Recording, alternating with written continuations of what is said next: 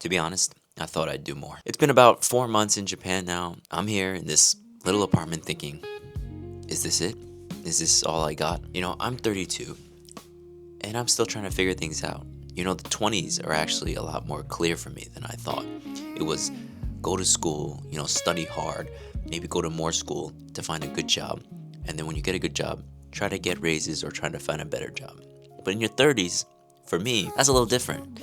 Especially if I'm not having kids or married, I'm questioning what I want. What do I want to do? What do I want to achieve? What do I want to live for?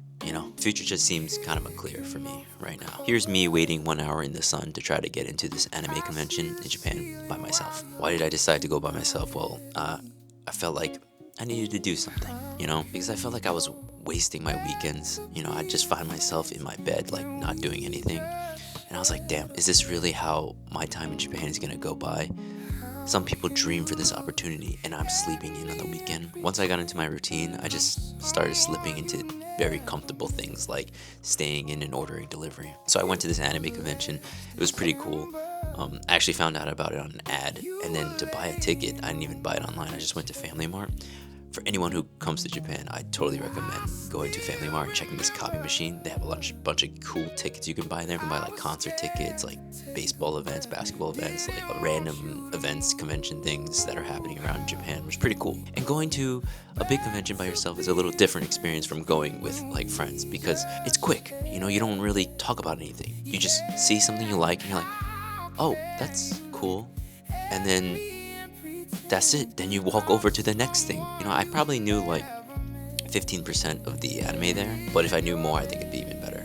But the stressful thing is you can't stand anywhere. There's so much people. I finished it in like 2-3 hours and I was completely exhausted. Yeah, out of like stress and frustration, there was just so much people. I tried to put like the pamphlet in my pocket and I ended up like paper cutting myself.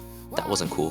Having no friends and going to a convention is like you really have to like the things you like, because there's no diddly daddling. You're just in and you're out. You're enjoying as much as you can personally take of enjoyment. So yeah, I'm glad I went. I got to go to this area called the Tokyo Big Sight, which I don't think I would ever go otherwise. So it was nice seeing that area. I'm starting to think I hate crowds. Ironically, with more people, I feel more isolated. Like the fact when there's more crowds, I almost feel like people are less willing to help me for some reason. Like with more people around, I almost feel less relevant. Like why should anybody care about me? Maybe I should have picked more of the countryside to stay in rather than Tokyo, but I'll remember that for next time if I ever do this again. In my last video, I talked about how I made a friend in volleyball and he invited me to go over to his home to chill and meet some people. I didn't do it, and I think back, I was just kind of lazy. It was like a long day, and I was like, I just want to get food and settle in, and now I fully regret it. Apparently, there were people there who were trying to practice English there too, which would have been good for me. Turns out there were mad girls there. That's not my sole motivation, but as a guy who's single, that's not a bad thing. Finding love is technically always in the back of my head. The love of my life could have been there, but I guess I'll never know. Damn it, John! Come on. My Japanese is still trash. I'm always going to keep saying this until I feel I can just freely talk to someone on the street, which I definitely don't feel like I can do. Here are 2 moments of realization for me. Last weekend, I needed to give a cake to a restaurant because it was my friend's birthday. And so I was tasked to go drop off the cake. And I had to go in and ask if it was okay to leave a cake here. And it worked. I was able to say it in Japanese, and what they said to me, I was able to understand. And I think that part is like underrated, because you could always respond with a nod or a no as long as you understand them. So I think that one is like harder to realize that you've improved on, but I think my listening has improved a little bit because I was able to understand certain things. That made me feel better. Another moment that humbled the crap out of me was my friends and I, we stayed at a hotel and they had like a photo booth thing that they weren't going to make in time, so I had to call them and try to cancel it. And the moment the worker told me that they couldn't cancel it or reschedule, I was like, oh shit, okay, what the hell do I say now that they didn't say yes?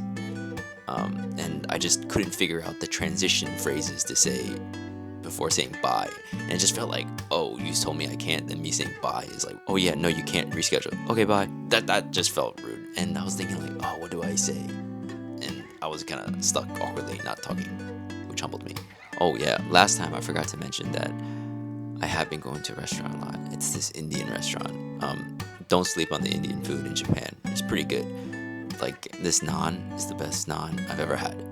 And the waiter, his name is Kendall, chill guy, you know. And he knows I always come to the restaurant after gym to get my protein intake. So, you know, that's cool. Not necessarily like native Japanese people, but he speaks Japanese with an accent, but so do I, right? I need to make stories and I need to make mistakes, and mistakes are great stories. I just need to get the mistakes out the way, and it's better in the beginning than later. So, you know, for example, I went to Izukogen with my classmates. We went to an onsen, and you know, when I'm going to an onsen, I don't know what the hell I'm doing sometimes. So you have to shower before jumping into the bath, right?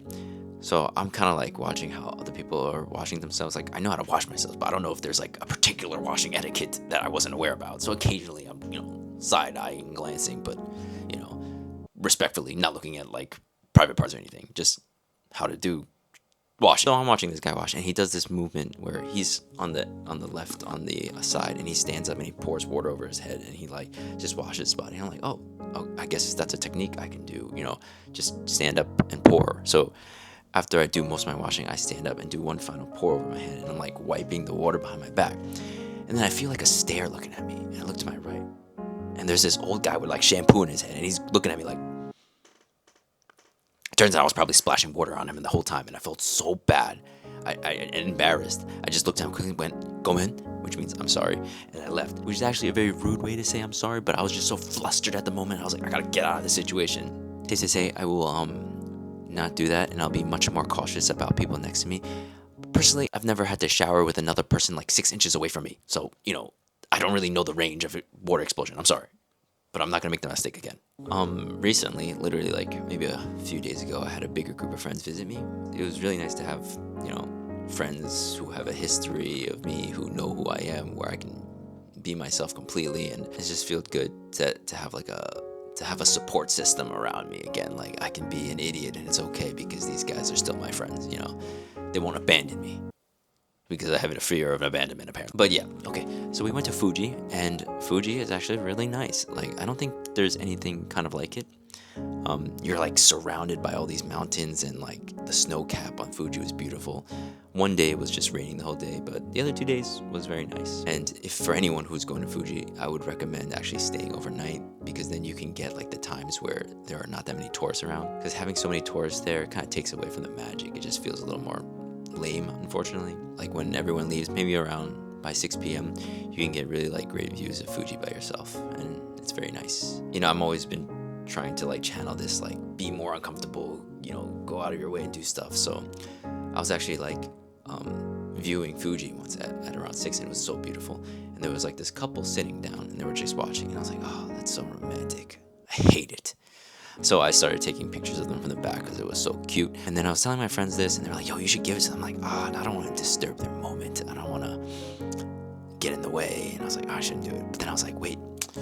So I actually walked away from them, and then I walked back to them because I was like, screw it, let me just do it. So I went up to the guy, and I was like, hey, excuse me, I was like over there, and I saw you guys look really cute, and I took some pictures, and I was like, if you guys want it, I can airdrop it. And they're like, yeah. And then they were like actually so appreciative about it. Airdropped it to them, and turns out the guy had just proposed to her like 30 minutes before I walked up to them. So I hope I gave him a little good moment and put some positive energy into this world, because that's what I want to do, at least, you know, be a source of positive energy into this universe. You know, yeah, that made me feel real good.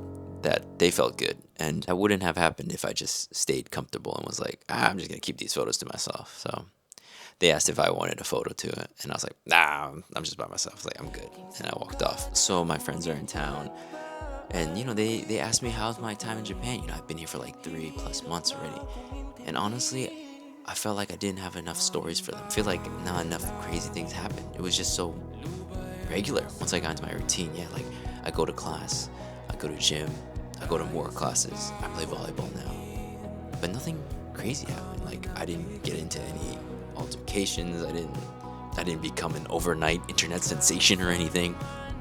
Still waiting for that. You know, I didn't become crazy rich. I didn't meet no like gangster, yakuza. I didn't end up renting myself out yet, which was a goal of mine actually. But yeah, I just feel like I owe it almost to them and to myself to do more and make stories, you know, that I guess my friends being here, kind of a reality check for me. Yeah, I just feel like I wasn't doing enough. I want to make my friends proud. I want to do more.